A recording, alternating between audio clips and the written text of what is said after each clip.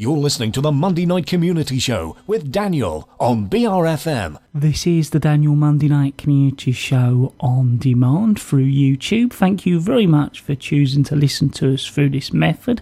If you'd like to keep up to date with when I add new interviews, then subscribe to this channel. We are out and about here at BRFM on the Monday Night Community Show, and I'm in Sittingbourne at the Sittingbourne Police Station, and we're going to be talking to Inspector Tony Cannon. Firstly, thank you very much for taking the time out to speak to us. Oh, you're very welcome, Daniel. Absolutely, no problem.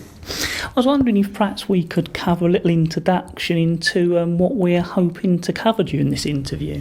Yeah, basically, Daniel, what we're hoping to cover is just to sort of raise awareness for the community in relation to some burglaries that have occurred on the island, to give some general crime prevention advice and to give your listeners a bit of an update on the excellent work that we've been undertaking in relation to that. And obviously I can give you an update in relation to my role as well on the island. Well, yeah, I was wondering, perhaps you could tell us a little bit about your role, please.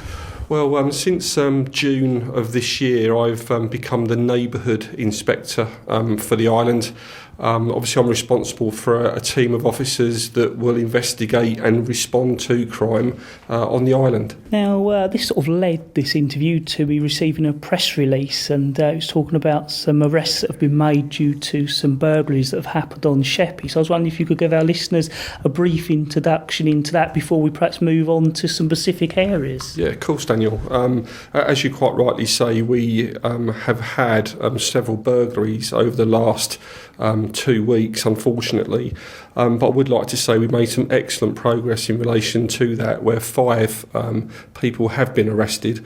One of those is a 17-year-old male that is currently awaiting sentence for one of those offences. Now, I understand that you're compiling intelligence at the moment relating to this. Yeah, that's always the case with investigations like this, Daniel, where we would be covertly working, so the community wouldn't necessarily see teams out there working, but you can be assured that there are teams working on this investigation, and that does include obviously compiling intelligence to understand who else is committing these offences. We are at the moment talking to Inspector Tony Cannon right here, BRFM. So we are out and about at the moment here at the Monday Night Community Show, and we are talking at the moment to Inspector Tony Cannon. And I was wondering if you could let us know, how do you actually support victims? Well, Daniel, supporting victims is a priority piece of our business as part of the Victim Code, We regularly keep our victims updated in relation to how the investigations are going, particularly at significant times where people have been arrested or are due to sentence, as has been mentioned previously in this interview.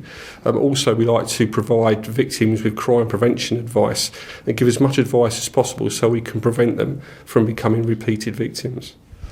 So do these burglaries tend to happen at common times? Well, the ones that we've suffered most recently have largely been daytime burglaries, have occurred during the day.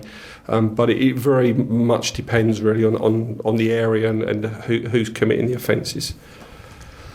So is there anything perhaps our listeners can do to perhaps help prevent themselves from being burgled?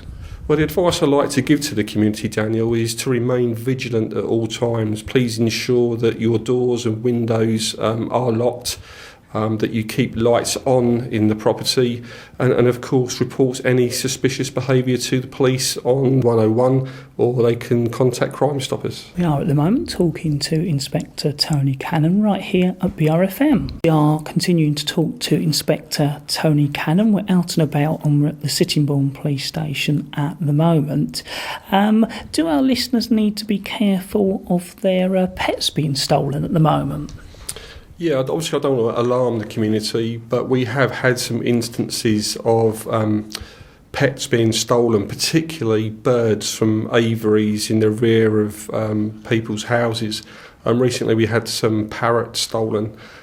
So I would urge the listeners, again going back to my crime prevention advice, is to make sure that aviaries are locked, that they're padlocked, and that any pets, obviously you safeguard them, and that any doors and windows are closed and locked.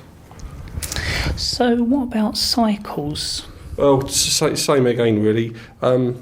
We've had a small number of, and it is a very small number of cycles stolen, but I know when I first started in June that we were suffering from quite a few motorcycles that were being stolen on the island.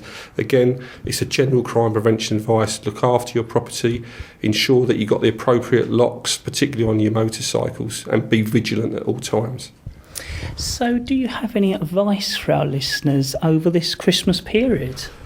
Well, enjoy the festive period, stay safe, but keep your property safe, be vigilant, and contact us on the numbers that I'll provide you with. Well, yeah, actually that'd be a good time actually before we finish. Do you have any useful contact details for our listeners? Yes, certainly. As mentioned previously, Daniel, the community can contact the non-emergency number, and they can also contact Kent Police on the Kent Police website.